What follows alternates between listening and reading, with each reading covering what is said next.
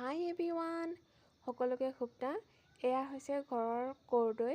যিহেতু ৰ'দৰ মানে সিমান নায়েই ৰ'দ আজি, তথাপিও খাম। ঘৰৰ কৰ্দৈ হয়, খাবলৈ বহুত ধুনীয়া লাগে।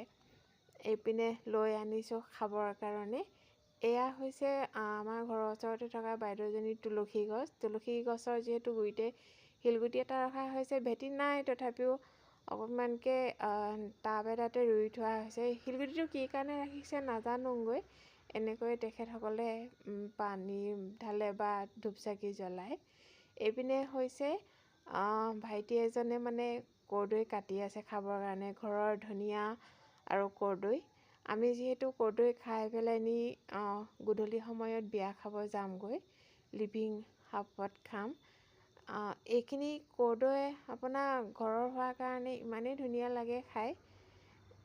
সি লাহে লাহেকৈ কাটি আছে, যিহেতু কেতিয়া কাটি হ'ব এয়া হ'লগৈ আৰু আমাৰ কৰ্দৈ। জলকীয়াখিনি ইমানেই গোন্ধ ওলাইছে, ইমানেই জ্বলা বা জলকীয়া।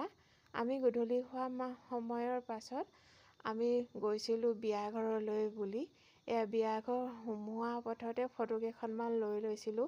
এইপিনে খাবৰ কাৰণেও গৈ প্ৰথমে চাহ খাই লৈ আমি পোলাও লৈ লৈছিলোঁ, মাংস মাছ তেনেকৈ নেমু পৰা আদি কৰি। যিহেতু বিয়া ঘৰলৈ গৈছোঁ যেতিয়া ধৰক নাখায়ো নোৱাৰি, অকণমান খাই ল'লোঁ পেট ভৰাই, ঘৰত নবনালেও হ'ব বুলি।